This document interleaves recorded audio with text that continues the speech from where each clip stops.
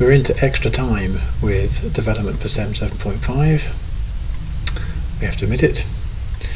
Our original aim was to be ready to release STEM 7.5 by the beginning of January 2016, hence the slightly ambiguous pseudo date somewhere between December and January. The reality is we're not ready to do it. Most of the editor features that you see listed here are all complete.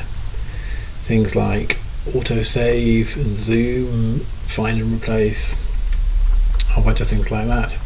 So in the editor I finally can go in here and I can hold down the control key in the mouse wheel and I can make things go very small, I can make things go very big, and on the options menu you'll see evidence of all sorts of new things like autosave and recovery and quick connect and generated files and parallel processing, which you'll find out in due course what they all mean.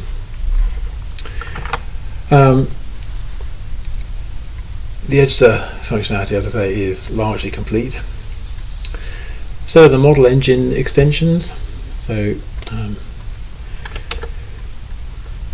the hands-on equipment migration, making it easy to get straight line transitions over a well-defined period of time. That's all been working for months, as is the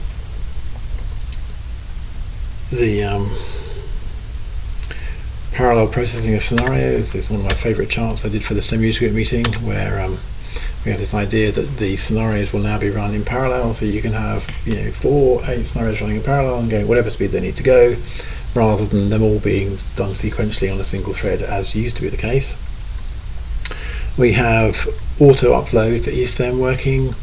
As I say, the vast majority of these things are working really nicely, and in a sense if we could release them in isolation then we would. However, we simply underestimated the sheer scale and complexity of the reimagined results experience.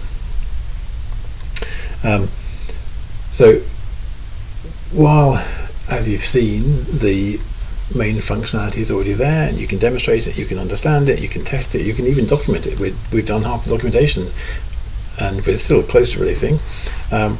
There remain some corner functionalities to complete, some of those complicated cases that you kind of need to have done the rest of it before you can quite get them right.